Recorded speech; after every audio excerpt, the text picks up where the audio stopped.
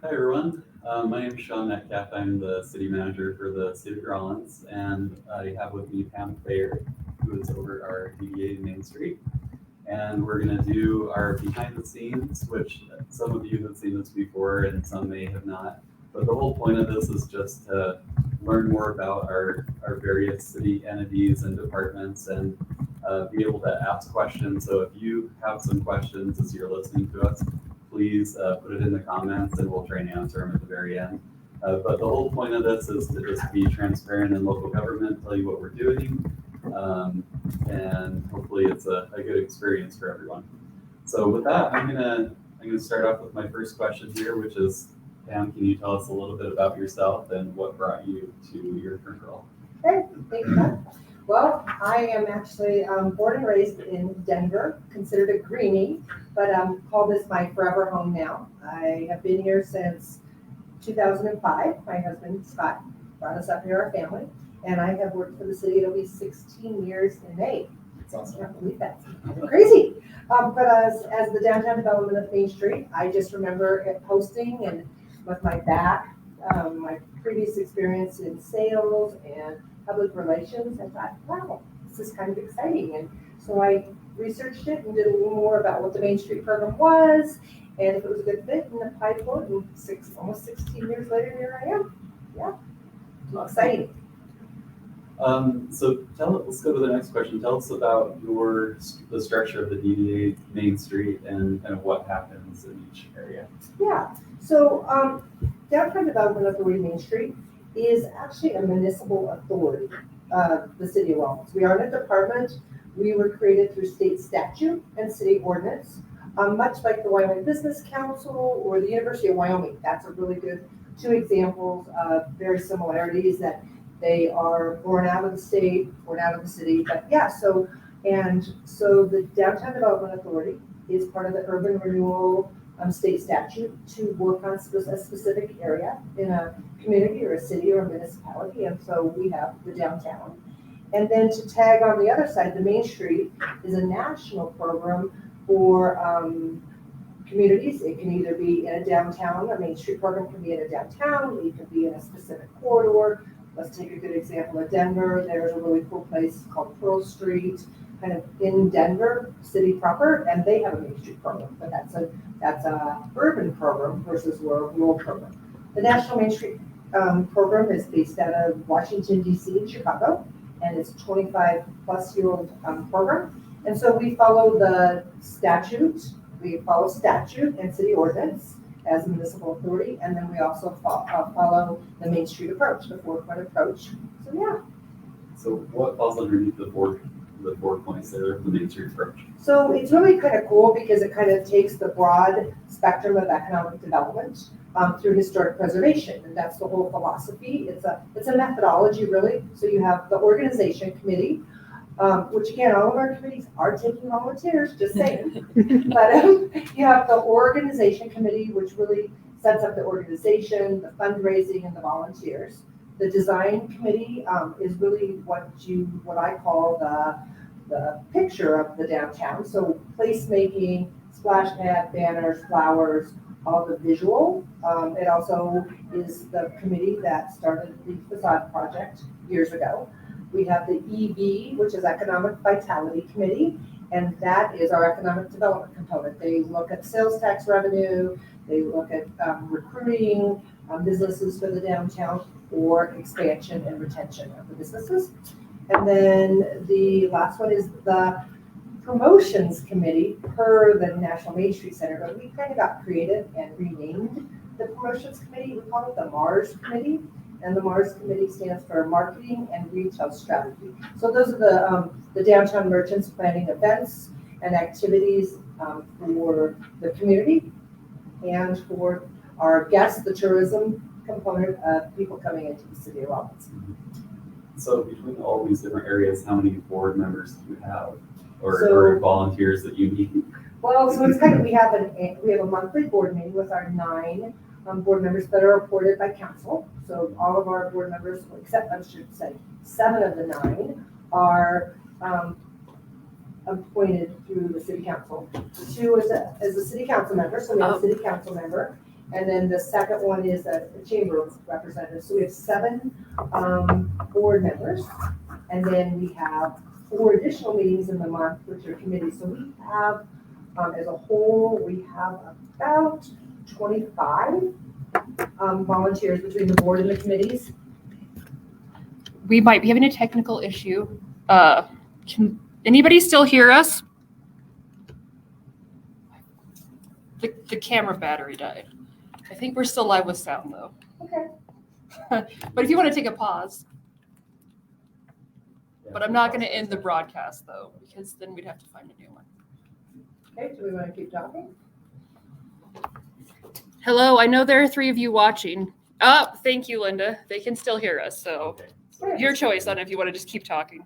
So, What do you think? I think you could keep talking. I mean, I miss your smiling faces, I'm sure, but they can hear. So. Okay. So yeah, so we have about the 25 core volunteers, and then we have about 50 other volunteers that volunteer for either planting flowers, doing events, helping with flower pots, and just all kinds of different volunteers. We kind of focus on what your passion is, and then Volunteers, I mean, you have a lot of volunteers that go through the BEDA ministry. Yeah. And I remember one of the things I thought was really cool was the amount of hours. Do you have that off the top of your head?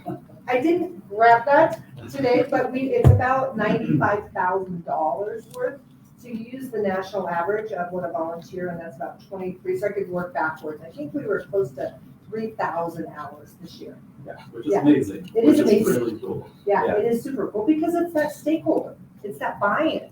So I mean, you know, it's the organization works for the downtown property owners because that's why we were created, but also the organization works for the community because it's not like we put up a border and say, okay, we're going to have an event. Only downtown merchants are there, you know. So when we hold something, when we have something, we do it because it's feedback from the community and how. Let's take Summerfest for example. You know, that continues to grow. I mean, last year was over 3,000 people visited in that day and a half. I mean, that's a lot That's of awesome. community. Yeah, it's really cool. Yeah. So that kind of leads into the next question. I think that sometimes there are some misconceptions about what the BEDA does. I'm Right. sure you see that. What are the most common things that you'd like to explain to the public? Well, I think that we kind of came up with a new fun term.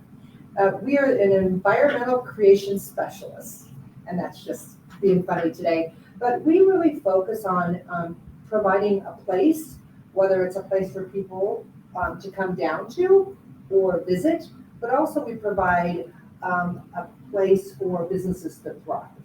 And so I think that's the first thing. And then the second is we provide property through development. We are the Downtown Development Authority, and so there have been different projects, even way before my tenure of 16 years. Let's take the Three Fiddlers and the Domino's facility. Those buildings were actually owned by the Downtown Development Authority. They cleaned them up, they flipped them, and they've been thriving businesses for 25 years. So there is this other component that maybe the community or the public doesn't understand that we do. I mean, one day I'm a public works director. I say that one day I'm wearing a public works hat, you know, planting flowers or working on streets or working on curb and gutter, you know, with trying to make sure that's fine. The next day I'm a parks person, and then I'm an economic. So we wear all hats, and I think the misconception is that we are just singularly focused. Versus with the 4 committees, we are. One day I'm talking buildings, the next day I'm working with a business owner on how to expand your business. So, you know, again, that's why the environmental creation specialist, we're creating an environment, whether it's with building development, event development, business expansion and retention, and just making it a great core of the community, a heart of the community. Yeah. So some of the services that are provided by BEDA would help other businesses potentially. Absolutely. Right? So Well, how would that be? Because I know that is a misconception. Well, and that's a great question, because there's another whole component we haven't even talked about, that DDA owns a building, which is it was called the Rainbow Teton Entrepreneur Center, and now it's called the Innovation Center, the Business Innovation Center, and it serves all of Carbon County. So that facility that was done on a Wyoming Business Council grant serves any business, any startup business, any business retention. I mean, on Friday, I had a business that is on the east end of our city and was needing some help on their marketing. And so they came in, made an appointment, and I spent 2 hours with them working on marketing for a business on the east end of the city of Rawlins. So Anyone could go. If you have a business, you could go to Yeah, that center. yeah. So besides us focusing on the downtown district, which is per our ordinance and statute, we also have and not all DDA has an innovation center or a business center. We just do. And so that actually broadens our scope. The next question is on the strategic plan, and hopefully some residents are starting to learn about what these different directives are. Yeah. So we have a focus on employees, beautification, infrastructure, community trust and engagement, and then community and economic development are the key things that we're working on. And so how does the DDA fall into that whole picture? Well, we live off the city's strategic plan. I mean, we may have been created by a percentage of the downtown, but as a municipal authority of the city of Rawlins, we love that direction and have that strategic plan hanging on our wall in the innovation center. You know, we have our transformation strategies that we want to transform the downtown for family friendly and dining and entertainment. But how do our activities with those transformation strategies actually meet the city's strategic plan? Whether it's, I think employees, we probably don't touch that initiative on the city's strategic plan. Indirectly we do, but directly beautification, whether it's the splash pad or the flower pots or the paint program. So beautification, we're always working, and that's the design committee. Infrastructure would be also a component of the design committee for economic vitality, like when we did the multimodal in the downtown and worked on the curb and gutter and everything. That was infrastructure, so we checked that one. Community trust and engagement, I would consider that a little different, but that is also the Mars committee, having events, doing Facebook, contributing that way. So we check that box. Absolutely. And then, of course, the community and economic development is our bread and butter. So it's great when that strategic plan came, because I set it in front of the board of directors and said, here we go. Here's one more, guiding principle, one more direction that we want to just check, not just check off the boxes, but live. When we create our strategic plan as an organization, how is that fulfilling the city's strategic plan? It plays a huge role in what we're trying to do with that, especially the community and economic development. Right. Huge role. It's exciting because it's just one more thing. Oh, why did you do that? Well, it was in our strategic plan as an organization, and it actually accomplishes something on the city's strategic The plan. whole city's going. We're all focused in the same direction. Okay, so where do you see the DDA and Main Street in 5 years from now? What does that look like? So more development, more buildings, either we directly have a change on those properties, whether it's filling empty spaces or actually if there's a blighted building. There are still a couple blighted buildings in the downtown. So I would say in the next 5 years, the DDA's organization's goal is to continue development, but also that place and space that, when people walk in or drive in, they walk in from the Continental Divide Trail, that they go, wow, this is really a great community. And it's not, wow, this is a great downtown, but wow, this is a great community. So really continuing to work parallel with the city's strategic plan. What are, if you have any in mind, what are some potential future projects that the DDA might be working on with the city? Two of the programs that we have done and have been very super successful is the paint program, and it is already offered to outside the district, but just really maybe revving that up a little more, putting a little more meat in that program, because it's a great program, because it's a win-win. The businesses, it's commercial properties, could paint their buildings and you have to purchase the paint in Rawlins. So there's a win-win. You're actually beautifying or increasing economic development for your business. It's not just beautifying, but also the cleanliness, the curb appeal. And so to me, that taking that project and just maybe really, like I said, rubbing it up. And then also some ideas that have been thrown around is maybe a facade project for other parts of the community. So those are just two right off the top of my head. Yeah, Yeah. that's perfect. I'll be really interested to see if, other businesses throughout our city would like to have an opportunity to be able to improve their facades, or those sorts of things could be a really big thing. Yeah, I think that really makes me real quick, Shawn, is the misconception or sometimes most of the grants that the Downtown Development Authority has gotten almost $10 million worth of grants, have primarily been for downtown districts. So it's not like we have used money that could have gone to another part of the city of Rawlins. Or I always say, if we, the city of Rawlins, we, DD Main Street, don't apply for those grants, and especially if they're downtown specific, then another downtown in the state is gonna get them. So why don't we get our share of, the money? And so that is a misconception, with the facade project. That was a specific grant for downtown. And so we were able to use, so hopefully we can find some additional grant money to do facade and spread it out through the city. So on to the last question before we jump into the Q&A. What are some other thoughts you just in general want to share with the community that, may be listening right now? And I think you have a banner program so I'm just going to put a plug in. Yeah. So, so this is, I'm going to show this up, but it says Art Around Downtown. And so Art Around Downtown is the new name of all of our sculptures, murals, and everything. So that's kind of the trademark. And then right now, Art Around Downtown is actually working on a banner program. So we have a banner program that you can call the DDA or go to downtownrawlins.org and look at the Creative Hands Community Art Banner Program and what makes Rawlins special to you. And you can actually create a banner. We have the size paper in the office, and you can create a banner and we can hang it on our web poles. And so that's really exciting. We've had quite a few turned in already. You have until the 4th. So you have about another week. We might extend that a little longer. There's a potential for 100 different banners. So if you're an organization, we had the Head Start do an initial one, and all the kids did their handprints. It was adorable. I don't know how many people know that Rawlins is the first Head Start in the nation. Super cool. And so they did a banner. We've had a banner turned in by a high school student who hand drew some of the buildings in the downtown, because that's what makes Rawlins special to them.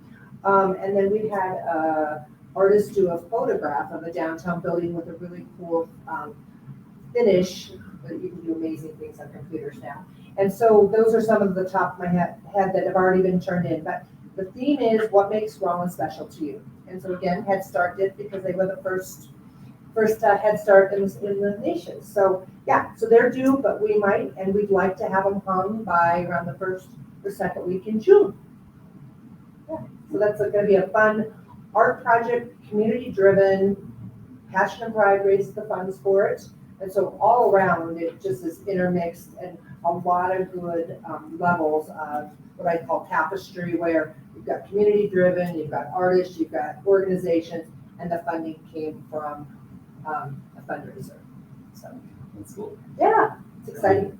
Any other things you wanted to tell those that are listening right now before we go into the Q&A? Come on down. We are having so much fun. And, again, when we have events and you want to volunteer, it's not just for the downtown, it's for the community. Summerfest being one that you're probably ramping up for. Right? Yes, And we are. Yeah, excited. Awesome. Well, before we jump into that, I just want to say thank you for doing this. Yeah. I think it's fun, and I think it's awesome for people to hear about what's going on. But I really appreciate the DDA Main Street and what you're doing there. And it's a huge, incredibly important part of the city. So Yeah, and I you guys are appreciate. doing a great job. Well, and I can't speak for the board of directors, but I know they appreciate the city's support and the city staff support, because we all work together. But like I said earlier, going down in the same direction for the good of the city. Yeah. Y'all are doing a great job. Well, thank you. It's teamwork. Yes. It's always teamwork. Oh. So talk about the Innovation Center. So the Innovation Center, which a lot of people know it as the Rainbow Teton Entrepreneur Center, or RTEC, that was a grant through the Wyoming Business Council. And that Innovation Center, like I said, I had someone from the east end of town come in. We have services galore. We have the SBDC, which is the Small Business Development Center. They're there one day a week to help with business plans and different classes, a lot of tools that are all free. So that's one of the services. We have some other things like we have a light box. So if you do e-commerce and you need pictures of your product and you want to go super professional, we have a light box that you can check out for free. We have green screens. We have big, large format printers that can be used. That one's a cost, but I would say that 75 to 80% of the services at the Innovation Center are all free to the community and Carbon County. Yeah.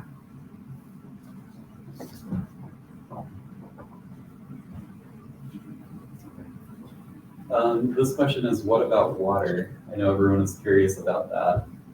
So just to give everyone an update, we are, throughout the whole winter, we've been working on replacing some of the wood stay pipeline up at the springs.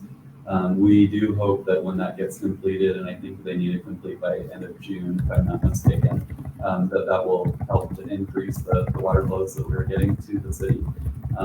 So we're crossing our fingers there that will make a pretty big difference. We still have a long ways to go with infrastructure and things that we need to replace on our system. One of the things we were just talking about before this is we do have a splash pad, and is the splash pad going to be used? But we don't know yet. We want to continue to conserve our water right now as much as we possibly can, because what we're planning to do come the winter time again is we're going to do a lot more infrastructure fixes, and so we need to conserve throughout the summer to make sure that we can do that. But we'll just play it. We'll just play it by ear and see how we're doing as we get these pipelines in, and we'll see where we're at and just kind of go from there. And so that could impact the usage of the splash pad. We just don't quite know yet. Yeah, and that's completely understandable. I mean, I think the thing that we do want to share is that the splash pad is complete. I mean, we're excited. It's complete. It's ready to go. So like Shawn said, we're just waiting for the go-ahead.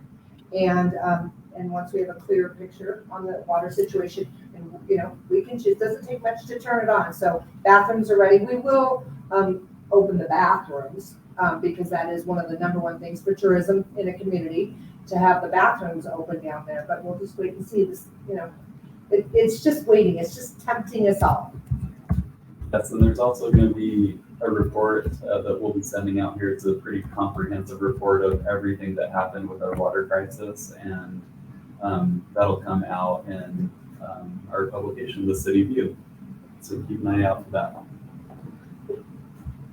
Okay, Summerfest. I kind of talked about it. We're super excited about Summerfest this year. I mean, every year. I mean, it's one of the largest events in Carbon County.